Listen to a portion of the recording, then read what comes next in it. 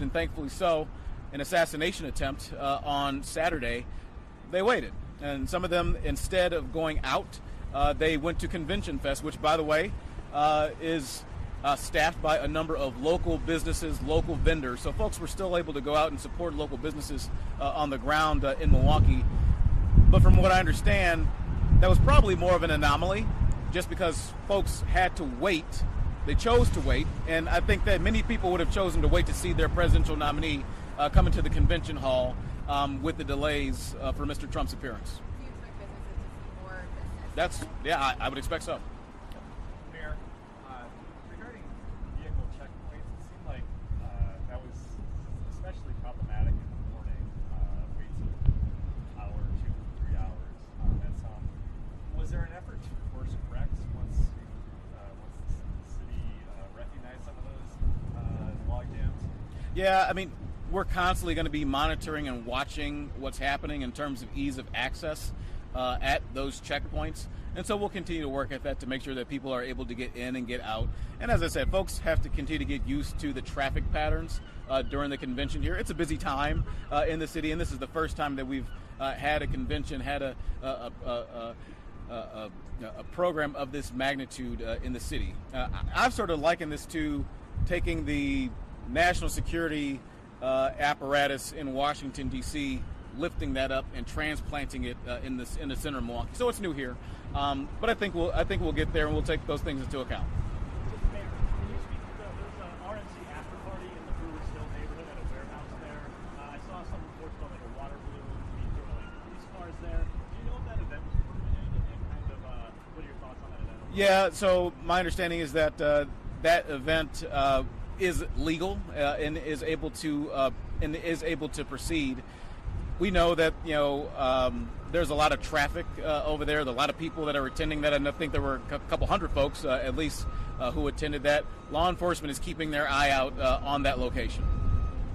Mayor Johnson, Yes. Senator Tim Scott has a black voter outreach event today. You've seen the polls that Trump is gaining in Wisconsin among voters. What do you say as a Democrat mayor of Milwaukee to Scott's outreach to black voters, that it's time for change in places like Milwaukee to perhaps vote Republican? Again, Tim Scott was one of the vice presidential candidates, one of the people on the short list to be the vice president on Donald Trump's ticket. I think there's probably a reason why Tim Scott wasn't selected to be the vice president, even though Mr. Trump is supposedly trying to make inroads with African Americans. I don't buy that. I just don't. I go out in this city often. I talk to my constituents. I talk to my voters, particularly black men voters and black voters just in general. I ask them about the election. I ask them if they're registered. I ask them if they're going to vote. They say yes and yes.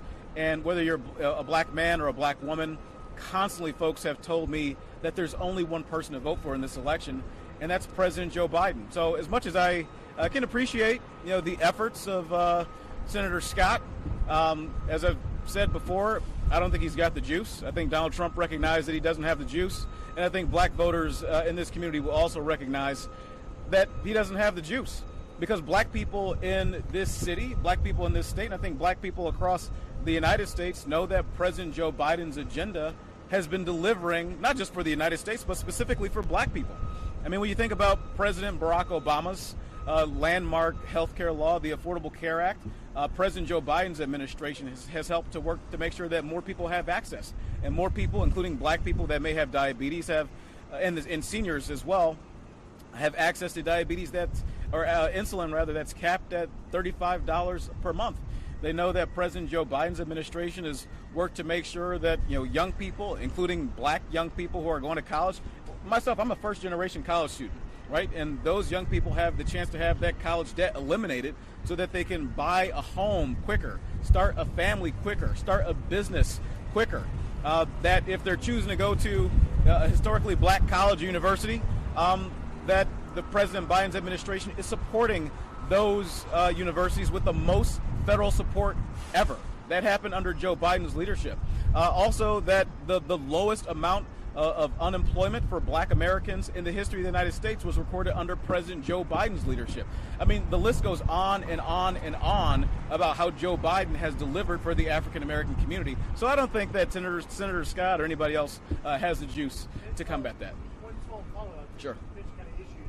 What about when it comes to issues like crime, where Milwaukee is obviously starting to see positive trends with severe crime rates, you have increase in carjackings and things like that? Well, I'm happy you asked because, like many cities across the country, we saw a spike in crime. Milwaukee did, and so many other places did, at the height of the COVID-19 pandemic. The height of the COVID-19 pandemic that was botched in the response from the Trump administration. When President Biden came into office, he actually worked with cities, provided resources to cities such as the American Rescue Plan Act.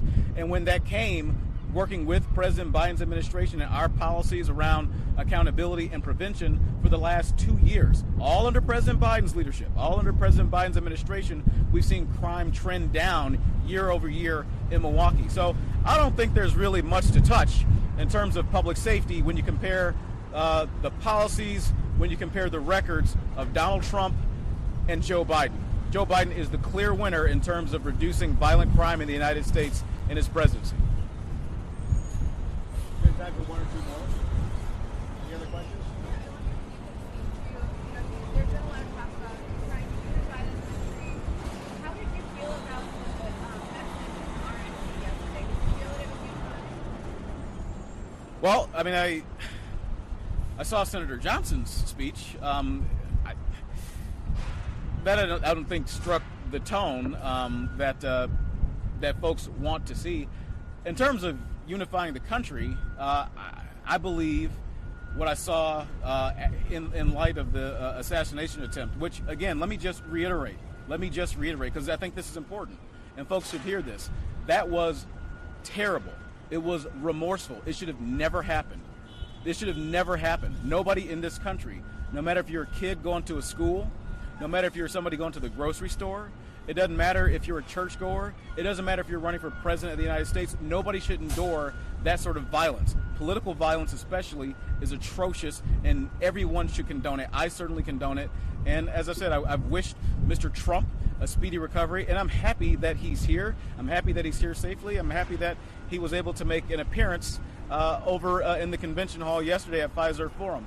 I will say this, though, in terms of healing the country and moving forward, I think that the direction that President Joe Biden laid out in his address to the nation from the Oval Office the other day, that's the tone that we need to move forward in the United States.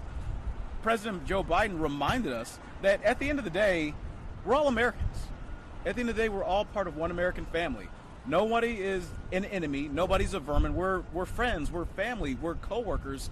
And I implore people in this community and across the country to think about the founding of this country, to think about the founding of America. Everybody came together around the idea of America, right? And in a couple of years, we're going to celebrate 250 years of what that means as a nation, of all of us being one unified country, all rowing in the same direction to be a more perfect union. That's the direction that President Joe Biden laid out. That's the direction I think is the most appropriate for this country at this time. Thank you all. Thank you.